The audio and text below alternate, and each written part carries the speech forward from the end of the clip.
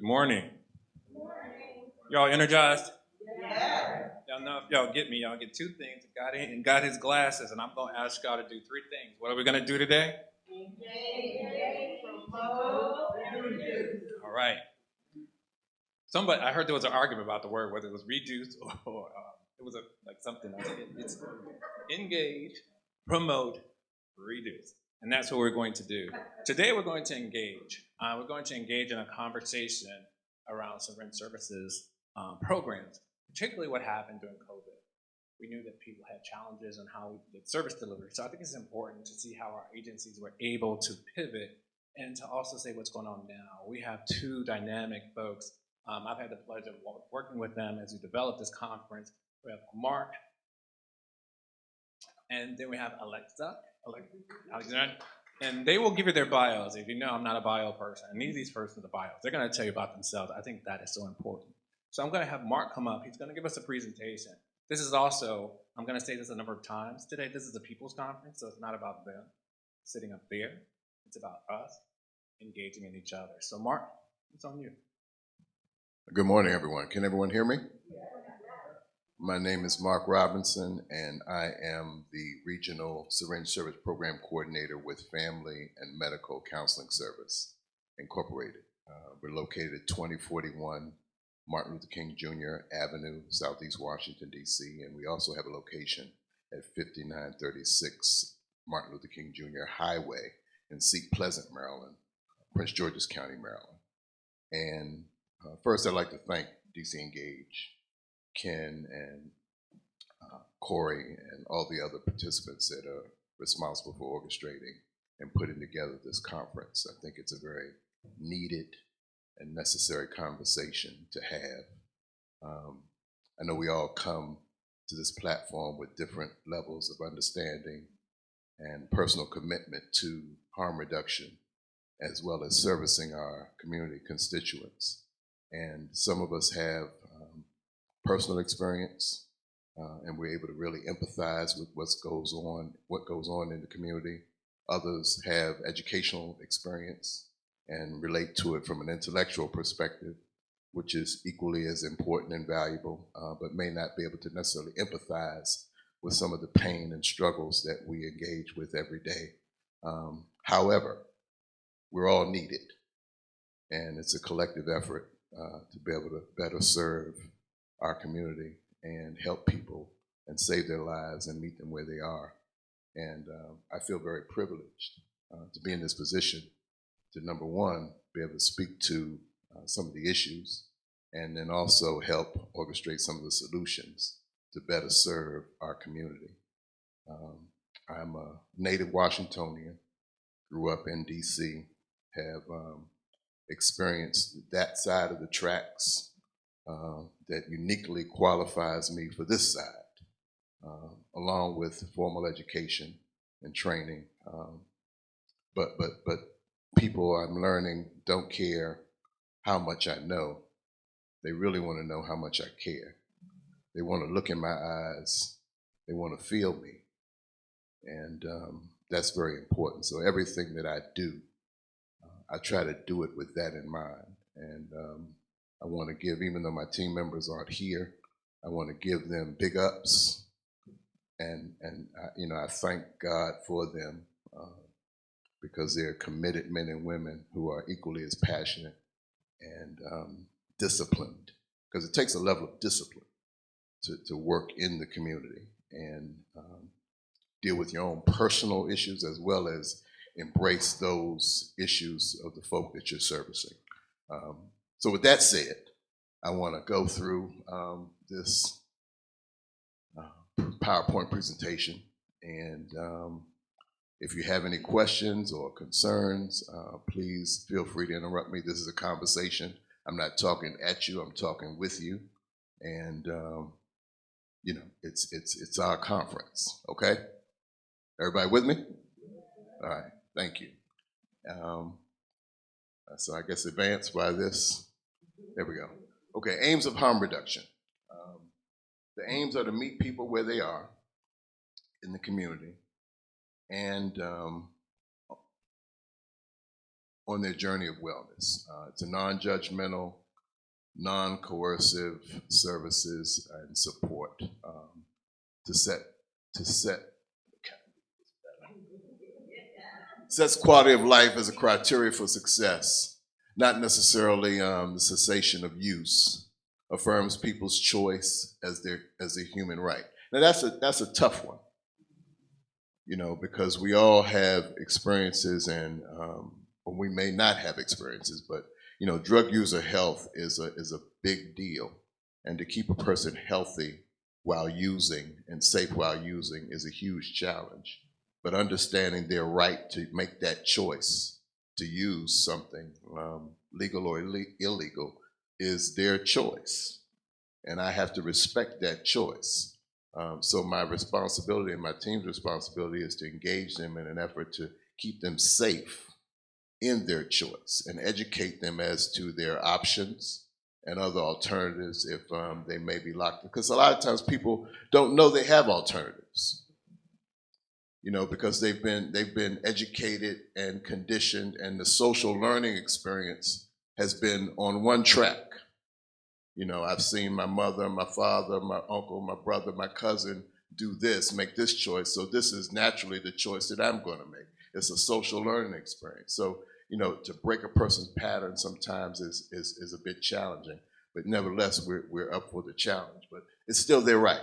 Works to impact and dismantle forms of oppression, such as structural racism, which increases harm to those targeted. We could have a whole nother conference, and the room should be packed on that particular point, but that is an aspect of harm reduction, the social justice aspect.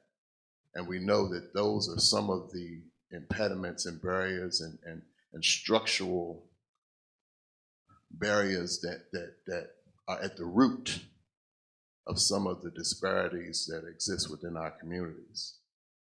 So challenging those and confronting those, again, it's important to be able to have the conversation, because I can't change what I'm unwilling to confront.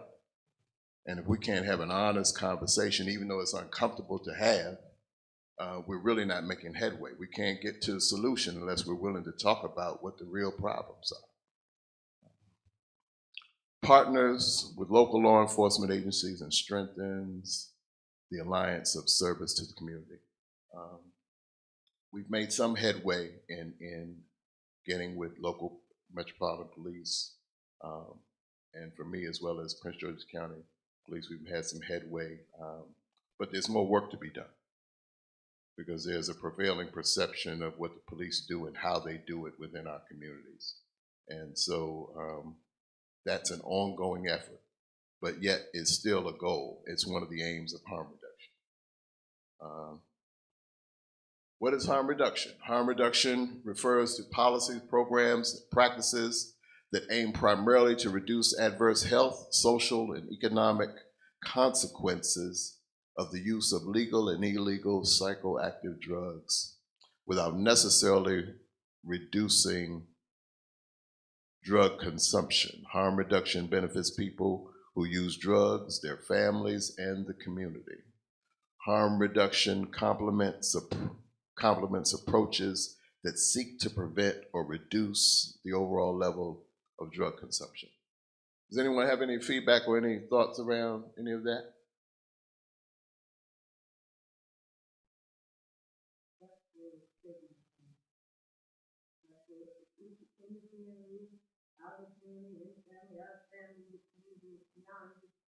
That right there, that statement is the last statement, because it appears to be a dichotomy to use drugs, but then to say you're helping, right? So the harm reduction is a bit disconnected from. We're trying to teach the community that it's not a bad thing, because the first thing is to meet people where they are. Right. Not to force them to be where we want them to be. So we are helping them.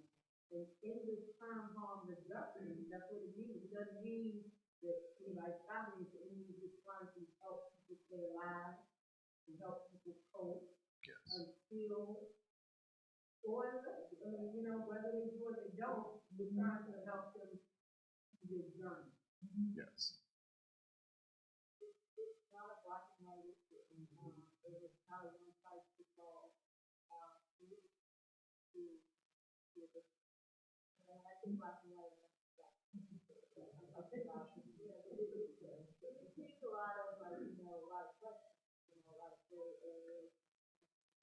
It's not a one size fits all solution. Absolutely. Absolutely.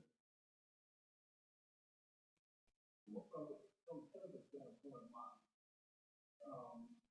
I run into situations where, for instance, on my staff, I have a couple of folks, that are over 70, been in this fight for long, and all they understand is complete out.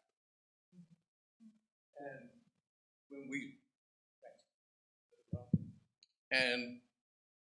and one of the battles from a clinical supervision standpoint is impacting those paradigms.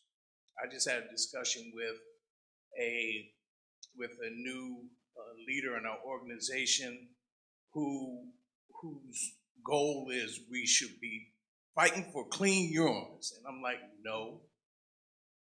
And we had a discussion over a couple of days about harm reduction, what it means, the choices of patients to choose, and that in the harm reduction, risk reduction model that we're trying to help them stay healthy, you know, use safely, and hopefully be able to get them to a place where they may want to stop using. And I work in the MOUD, you know, so this person whose paradigm is basically in residential treatment is all or nothing, and don't understand kind of the tenets of harm reduction. Yeah. When you look at one of the biggest principles of production of being people where they are, we're not just talking about people who, we're talking about,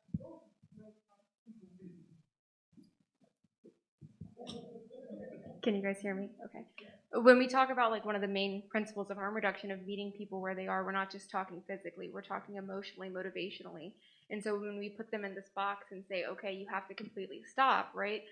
They're not even going to come to us for other things. And so what we end up doing is hindering their ability to get to a point where they want and are ready for a sense like that. And so like part of harm reduction that I think a lot of people miss is that they always want to label it as enabling or whatever, but we're actually doing is creating connection, which is important to getting people to reduce harm.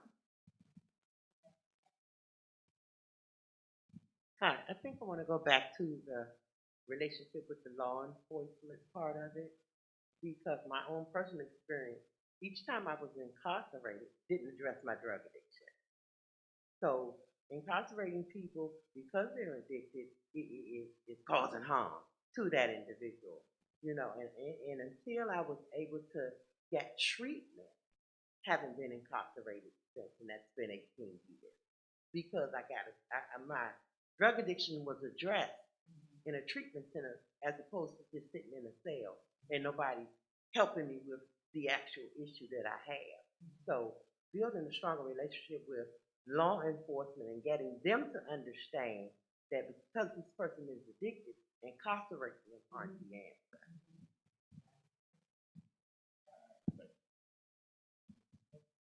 I appreciate you bringing that up. All of you, thank you, everybody. These comments are amazing, and I really appreciate you bringing that up. This is one place I have a small diversion from Mark, because I don't really like to play with law enforcement at all.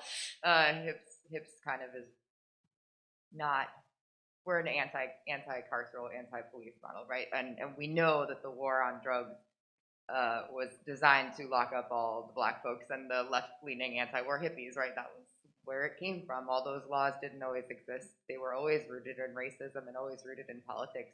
Sorry, Ken, I know we're not supposed to be getting political, but harm reduction is political. And I don't think we can sit in this space without acknowledging this is radical work that we do. And this is radical acceptance and radical love that all of us do as harm reduction workers. But a lot of that means challenging systems of oppression and the things that enforce those systems of oppression, right? Systems of oppression only work if there are structural backings to them. And so, you know, do we play in the sense that, like, do we, you know, play nice when we have to?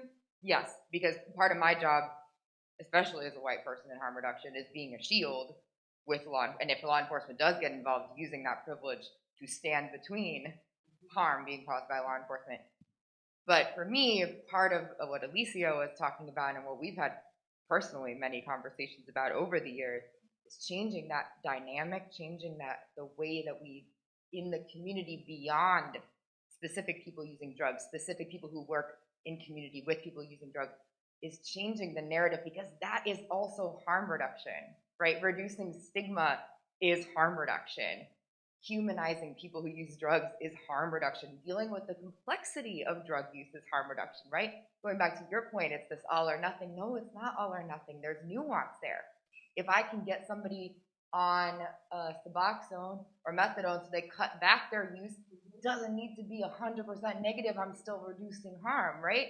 If I can, you know, get people to test their drugs to make sure that they're not getting stronger stuff, right? Because a lot of the harms that we see from drugs, a lot of the reasons drugs are scary, drugs are things that people get scared of, is because of criminalization, is because the supply has been destroyed by I would argue also probably some hand forces, but that's another story for another second.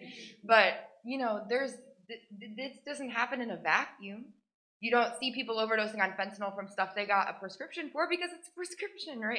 It's not tainted. But the reason it's scary, the reason like street drugs are scary, are what they are, is because it's uncontrolled. It's the Wild West, and it's perpetuating this cycle of harm and this cycle of killing people. The drugs are getting more dangerous. We've lost more people than we can count anymore. But that's not because of the drugs, you know, inherently. It's because of the systems and the harm and the stigma. So these conversations, this approach is not just hypothetical or theoretical. It is a radical act of love and community change and healing, the way This previous slide that talked about engaging with law enforcement. I had the unique opportunity a while back to train.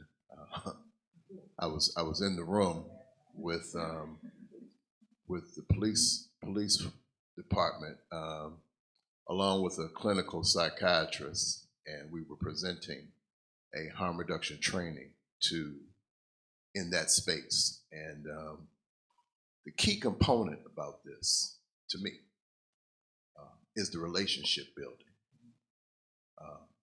The ability to get close and get personal, to really look in a person's eyes. Proximity is the key. I cannot evaluate the problem from a distance. When I get up close and personal, I can see what I can't see from way back over here. And this is what we had the opportunity to do. And what's interesting is that most of them, I'm talking about the law enforcement teams, you know, it's a culture in law enforcement. And I'm not saying that includes every officer, because we have officers that are very committed to community relations, but there's a prevailing culture that it's like let me just check the box. But I'm still, you know, my priority is do what I do as a law enforcement officer. But then there's others who hear the passion and are able to touch and be empathetic and understand that there needs to be a turn. And if we can impact one person, you know, that's how it starts. So that's what we continue doing. And one of our objectives was to get into some of the roll calls. And again, because there's so many tiers, you know, what's agreed to at the top doesn't always necessarily filter down to the bottom. when it comes to law enforcement. So those are ongoing objectives to really assert this agenda for harm reduction. And as I advance to this next slide, talking about relationships, key components of Family Medical's harm reduction program is sterile syringe distribution and other safe injection equipment. The premise is if I can put a sterile syringe in your hand and that'll invoke a conversation, then I can learn more about what your needs are. And that's exactly what my team does. You know, we exchange syringes, those that are turn and use syringes, we give them safe injection equipment, and it invokes a conversation, and the relationship is built. There's a confidence built. There's a level of consistency and trust that these people are here to really help us. And, you know, it doesn't necessarily happen on our time. And the other piece is it's generally a very small window to really catch that person and them be willing to do what John was talking about is want to do something different. So we try to seize those opportunities. So we do safe disposal of our containers with needles, use safe disposal containers for needles and syringes, HIV and hepatitis testing and linkages to care. So we're testing folk for Hep C and HIV and then linking them to care. And again, it's patient-centered. We're not forcing a person to do this. If this is their choice, and this is what we allow them to do. Education about overdose prevention and safe injection practices. You know, trying to get on top of that piece. You know, the overdose rate has been absolutely insane. And when you talk, and that's not only in the community. I've had staff. You hear me? I've had staff who have experienced fatal. I was just sharing with Alex a scenario where an individual literally died. Was found in his vehicle after a few days in the heat of the summer. So you know that wasn't a pretty situation. But again, it speaks to how serious this is. This isn't, you know, there is no gray area. This is life and death. And so saving people's lives is what we do. Referral to substance use disorder treatment, including medication for opioid use disorder. We do medication for opioid use disorder, referral to mental health, and social services. So if a person doesn't have a primary doctor, hey, when's the last time you've been to the doctor? Do you have a primary care physician? There was a scenario where I got a call from someone in Ward 6 where a gentleman that showed up to needed money for assistance for his medication, and literally said his plan was to rob somebody to get money for his psych meds. I got the call, made a referral. We put the person in an Uber to get him to the office to be seen. The psychiatrist was there waiting to see them. But the person got in the Uber and changed his mind. But that doesn't mean that the structure wasn't in place to allow him to get from point A to point B, and we were willing to assist him. And maybe the next time, or the next person. But I'm talking about the structure that's in place to help solidify that linkage to care. And again, that window is very narrow. And the people, excuse me for going on, because it's the people, the person who's greeting that person. You know, if you're looking disheveled or out of it or crazy, talking, whatever the scenario, your willingness to stand right there and endure whatever you have to endure to help that is a huge piece. You never know how your presence impacts and infuses hope into the individual that's right in front of us. And that's the key component, the hope. And it may not manifest in that one incident, in that one space, but it may ring later. You know, that lady, she was all right. Alex was all right. Mr. So-and-so, he was pretty cool. I think I'm gonna go back and holler at him. You follow what I'm saying, family? This is these kinds of components. So it's important for me to be aware of myself and the impact I'm making and what my message is. Tools to prevent HIV, STIs, viral hepatitis, including counseling, condoms, vaccinations. We've instituted a lack of formal non-driver's ID has been one of the key barriers for people continuing in the healthcare process. So we were able to get funding to allow people to secure a non-driver's DCID or a driver's license. So we've begun that process, added to our Syringe Service programming component.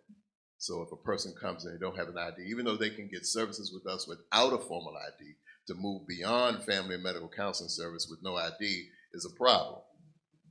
So we're helping people get IDs. And we also distribute fresh meals. Now that's a real conversation piece. Food. I know I love eating and I love talking while I'm eating. So it's what we do is we secure X amount of meals, and in all of the spots that we go in, we distribute those meals. So if you can imagine, we have no meals left. Because even if you're not a participant and you say, hey, I'm hungry, we're handing you a meal. And that handoff of a meal may invoke hey, when's the last time you've been to the doctor? What's going on? It invokes a conversation. Yes. I'd love to mention that piece of the meals, because that's one of the major disconnects that our nonprofit has found, especially with government entities and grants.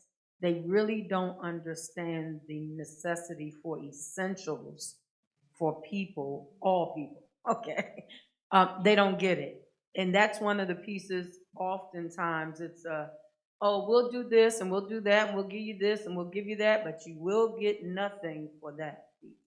And they don't understand that to connect the trust, to connect the engagement, that is a tool, right? So I mentioned that in healthy meals, not just, just tuna on a Sunday. No. It's, that is a part of the holistic wellness of a person, to have basic essentials. And actually, scientific studies have shown when people have healthy meals, it aids their mental, right? It helps them focus more and do other things that help them in other aspects of their lives. So I wanted to mention how vital that piece is to programming on all levels, but it's typically something that there's some kind of barrier with that I don't know what it is, but it's a negative connotation most of the time when you speak about nutrition and assisting, whether it's substance use and abuse and all that stuff. All people need healthy meal. It's a connector and it's an engagement piece, and it should be seen as a positive. Just as a point, that isn't one of our. Can you, because we're recording. Sorry. That isn't one of our quote unquote deliverables, but it's an add-on. You follow me? It's an add-on. It's just what we do. It's called going the extra mile in the name of service. When you see a need, address the need. And that's the heart. That's the heart of people that I believe that are in this particular genre an area of service, whether it be from an educational perspective or from an empathetic perspective, personal experience, whatever your entrance is, the heart has to be willing to go the extra mile.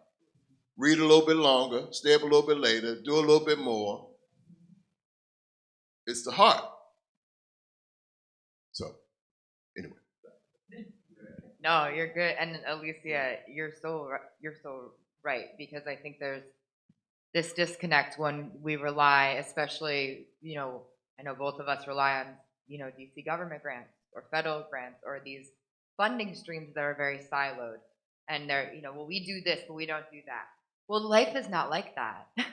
People are not like that. And so when somebody comes up to you and says, I'm hungry, I can't have a conversation with you when you can't focus because your stomach is rumbling. Or if somebody comes up to me, because also, hi, sorry, I never introduced myself. But I work at HIPS, which is one of the other harm reduction programs here in DC. And we're I consider us like the chaos creatures of harm reduction. We're a little less polished than y'all's amazing work, but we do the thing. And we're working often overnights, evening shifts. People are cold. That's another one. People are cold or people are hot. They come. Do you have a blanket? Well, they don't fund us to have blankets. We got to go find blankets, or we find hand warmers, or do you have clothing? And it's like it just hits you over and over again. Like there's so few groups, people out there. It's understandable that like before you can even have a basic human needs, basic human in front of you when you're cold, when you're hungry. How can I even have a conversation about your health if I can't like have you present in front of me as a person whose needs are being met? And so we go above and beyond. We legitimately blow up our personal social medias, do blanket drives, coat drives, hand warmers. Our parents and friends and whoever are buying us snacks, like we figure out ways to make it happen, but that's all time and energy we could be spending on the work if we weren't trying to, I don't know a better word than hustle, all this like other stuff. And it's not sustainable, and it's a frustrating piece of relying so much on like grant funding and on these kind of formalized structures that are very, very siloed, because there's a lot of lip service given to like whole person approaches or, things like that. But when it comes down to it, when it comes down to what are you going to let us use your money, or do you trust us? Do you not see the impact we have on the community? Why are all these, why is the leash so tight? It doesn't allow us to do our work effectively. And I know a lot of like folks who do outreach struggle with that because they're like, well, am I allowed to do this? Am I not allowed to do that? How do I pay for this? And that shouldn't be what we're spending our time on. That shouldn't be the fight we're having while also having this interpersonal, deep, spiritual, communal work going on. But it is what we do because we go the extra mile. I'm sorry, you had your hand up there. That's one of the ways I want to use the word trick. One of the ways we trick our clients is by the food. Yeah. And the coffee, because we have experience where the client comes in really withdrawn in their own shell or just sit. You know what I mean? Yeah. And we started fixing the food for them. Exactly. Then eventually they started fixing their own food, making their own coffee. And now this particular client has totally came out of his shell, and he starts working for you. That's because amazing. I don't know if the meal was the thing. Sure. But I believe that the meal was part of it. Especially if they spent all night on the street. And they can come to our day center for a warm or hot or a cool place where it's safe, for them, and no one's pressuring them to do this or pressuring them to do that, and they are allowed to do it in their own time. So they come in, make their coffee, they go to group, come back, have their meal, and go on about their day.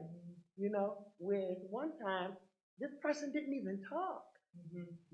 He done cut his hair and shaved, and you know what I'm saying? And we have went above and beyond for this particular client.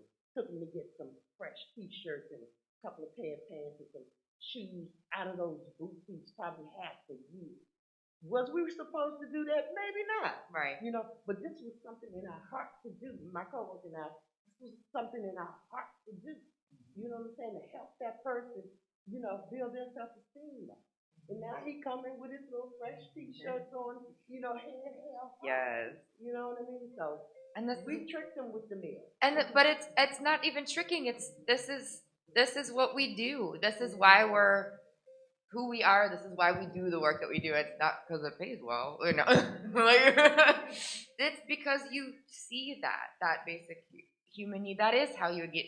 If somebody just came up to you and you knew you were just a tick off their box of a deliverable that they had to make, I wouldn't feel great about that, right? Like if I know a doctor's rushing me in the doctor's office, they got to get the next one and the next one, or they got to do this to make money. That is not how you affect change and feelings of care and community. It's it's seeing a person and just letting them exist and letting them be safe and comfortable. Right? I just want to say real quick, it's not trick, it's engage. It's Nice. Hi. So I wanted to talk about we went over the word referrals to services, and that is such a barrier too. And I just want to bring that up. And I've done this type of work in DC, Maryland, and Virginia. It's always a barrier. Yep. The referral, and I've noticed in the district, it's even more of a barrier, Yep. how we have to go about getting the referrals to different places. And it's, if someone's ready to go, we should be able to, right then, get somebody into treatment, wherever they need to be, right then. Because that time, as we know, goes. And when that's not, when we can't do that, it also just adds on to what people think about what services they can really get, and is this really going to help? So it's and then that can really disservice what we do out there. So I just wanted to bring that up. I agree with you wholeheartedly. I believe we're far too intelligent and have far too many resources, equipment, technology, educated, super educated people to be missing it. I mean, what? So I believe we can do better. And those warm handoffs are very, and again, it's back to the person. Those warm handoffs are essential. I can only relate to certain experiences. I had it was a homeless, a woman who was homeless. It was dead summer. She was trying to connect with services. She was utilizing the so-called numbers that were listed, and it was all automated. This was during COVID. Not able to talk to a live person. And now you can imagine, you have all your stuff, you're outside, it's hot, you don't know where to go, no telling what the mental health scenario is, no telling what other trauma and stressors a person is dealing with, and you're trying to get someone on the phone. You're willing to do something, you're trying to get someone on the phone, and you can't, and you got a little track phone. And you're being transferred, you put on hold. And so I got a call. Mr. Robinson, this is the situation I'm trying to, and I got on my phone. Now I'm sitting in my air-conditioned vehicle. And I got on my phone with it plugged up, no problem with power and none of that. And I got so frustrated. In ideal conditions, to try to connect with someone. And what I had to do is I had to call someone that I knew that's in my network, a committed individual, and say, I got a sister that's in such and such a spot, this is her situation. She went and got her. The ability to put oneself in an uncomfortable position, to go the extra mile, to get outside my comfort zone, her comfort zone, to do the next thing that was required to help that individual get to where they need to be so they can be safe. Those are the warm handoffs. But the structured system did not work. So personalize it. Just think for a moment with me. Think what it took to get you together, to get here today. All the pieces. And just think, if one of those major pieces in your paradigm was out of line, like, I'm not going nowhere with my hair like this, or with my clothes like this, or with my this like that, or whatever the barrier is. And the people that we're servicing, they got 1,001 barriers to get right here. Not to mention the fear. Not to mention the fear. And the uncomfortability of something new versus the familiar pain of that other thing. So helping a person take that step, that's what we're here to do. We have a mobile unit, we have a backpack unit. And the reason for that is because it's been determined that people are not just going to march up to your local health department and institution and say, hey, Mr. Health Department and Ms. Health Department, I am ready to get some help. I am a mess. I know it. And I believe you got what it takes to help me get myself together. They're just not going to do it. So we go in. And the mobile unit and the backpack model helps us to have the flexibility to be able to go in where people generally don't want to go. I was in a van with some people that sit far back, and we pulled up into this local hot spot, and it was a gas station, and everybody was in the gas station, and one of the comments was, my, no one is getting gas. And my response was, well, yes, they are. They're just not getting the gas that's coming out of the pumps. And that speaks to the larger scenario. You know, people are invisible. You're looking at them, but you don't see them. And unless you have a commitment to see, it'll walk right by you. And they even had a thing out there called gas. Got that gas. I'm just telling you what my experience has been. But it was an eye-opener to the person in the vehicle, because she recognized that she was looking at something that she was talking about and studying and doing charts and graphs on and writing papers about, and but it was right there in her face, but she didn't recognize that this is what my graphs and my charts and my data is all about. What's happening in this gas station right here. You all understand where I'm coming from? Mark, you're going to absolutely kill me because we're coming up on the 12 o'clock hour. I'm sorry. No, I see too many heads nodding to stop us in this moment. I'm going to beg for 5 minutes before we go to lunch. I want to give anybody in the audience an opportunity to say something, to be as quick as possible. And then we're going to throw it back up there because this is important and lunch is important, but conversation is important. So we'll go as quickly as possible.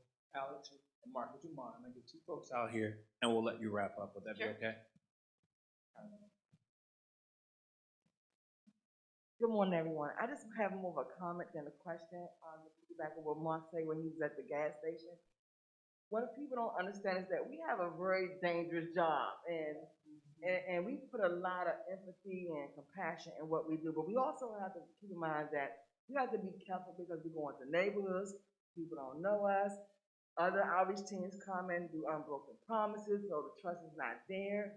So we have to make sure that we come correct, like that first impression is so important when we engage in our clients, and also have to be mindful that we're in a neighborhood that is not always the safest place to be. So I'm glad you brought that up, because I was like, going back in my outreach days, I'm like, I was in some tough spots in the woods, I mean, everywhere, encampment, and I'm coming to their home, you know, or their environment, and I have to be very respectful of that. Oh yeah, and you run off in the woods again. That's behind me. Okay, a couple of things I want to talk real fast, so bear with me. First of all, I wanted to say to Mark and the young man there that as a peer, someone do outreach, I hate to see what Washington would look like with both of you guys' operation not out there. I be out there every day, I see both of y'all vehicles, I'm on personal terms with both of your drivers and everything. So I'm saying to y'all, you can tell them, man, keep up the good work.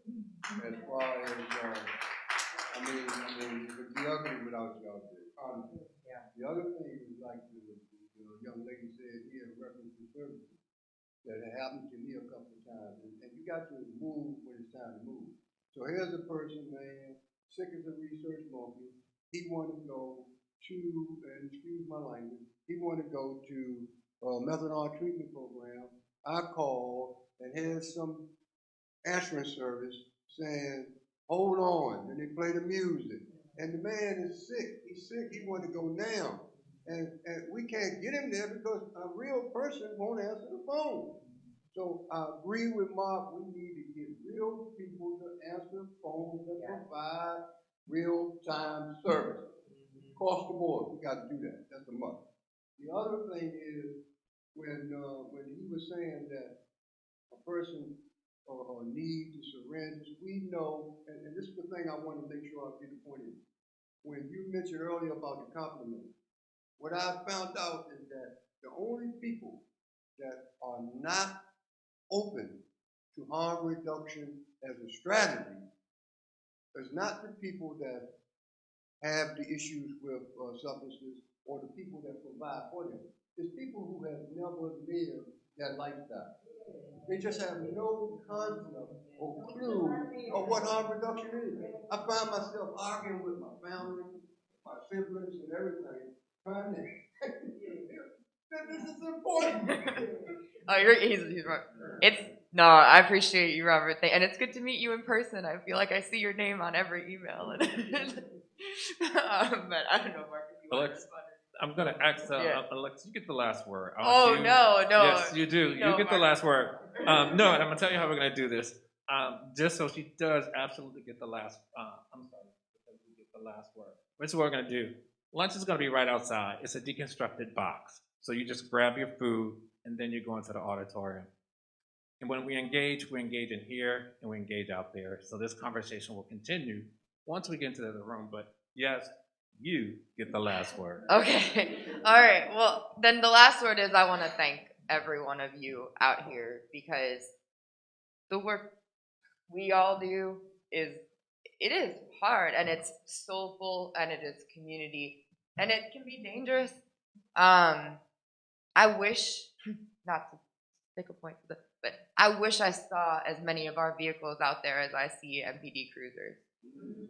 I wish we were on every block. I wish we had a peer on every block. I wish somebody who would show up when you call 911 is one of us. I think the world would be a lot different. And I hope we can all work together to try to dream of a future where that's more true.